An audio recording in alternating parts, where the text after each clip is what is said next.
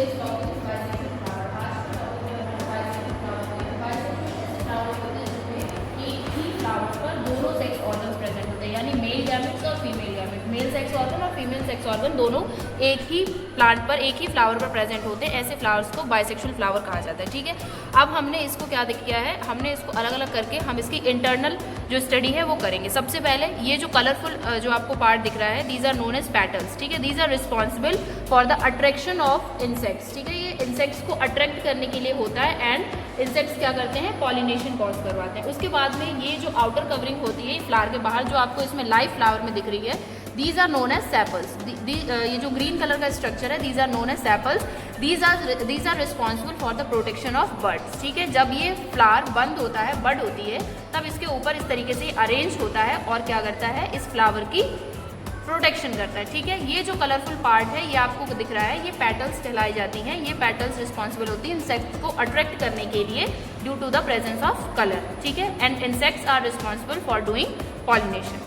उसके बाद में ये जो हमारे आते हैं, जैसे कि इसमें दिख रहा है, ये एक यूनिसेक्सुअल फ्लावर है जिसमें सिंगल सेक्स प्रेजेंट होता है। ठीक है, इसी तरीके से हम बाइसेक्सुअल पढ़ रहे हैं। इसमें क्या हमने देखा है कि ये फ्लावर का कौन सा पार्ट है, फीमेल पार्ट है। ठीक है, फीमेल पार्ट में आपने देखा होगा यहाँ पर स्टिग्मा, ये स्टिग्मा ब्लैक कलर के आपको दिख रहे हैं। इसके बाद ये ओवरी है, स्टाइल है, और स्टाइल के बाद में ये आपको ओवरी दिख रही है। ठीक है, तो together they consist and form a female reproductive organ. Stigma, style and ovary. ठीक है, ये फीमेल रिप्रोडक्टिव ऑर्गन बनाते हैं। उसके बाद में ये छोटा सा स्ट्रक्चर जो आपको दिख रहा है, इसमें जो येलो कलर का ऊपर पार्ट है, these are known as pollen grains. ठीक है, ये पॉलन ग्रेन्स निकल चुके हैं, बट जो स्ट्रक्चर कवर्ड होता है उसको एंथर कहा जाता है। एंथर के अंदर पॉलन ग्रेन्स प्रोड्यूस होते हैं। ये जो हेयर लाइक स्ट्रक्चर दिख रहा है, इसको कहा जाता है फिलामेंट। क्या कहा जाता है, filament. Anther and filament together form a structure which is known as male reproductive organ. ठीक है, मेल रिप्रोडक्टिव ऑर्गन कहा जाता है।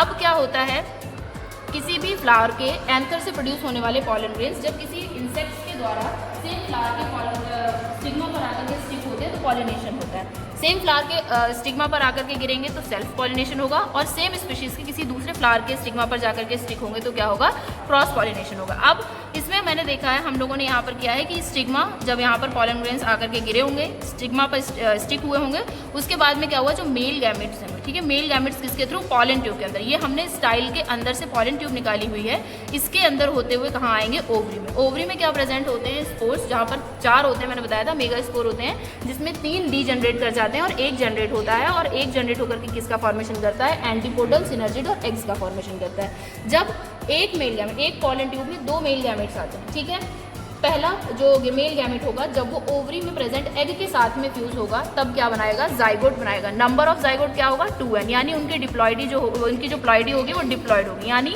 वो 2n सेल्स के होंगे।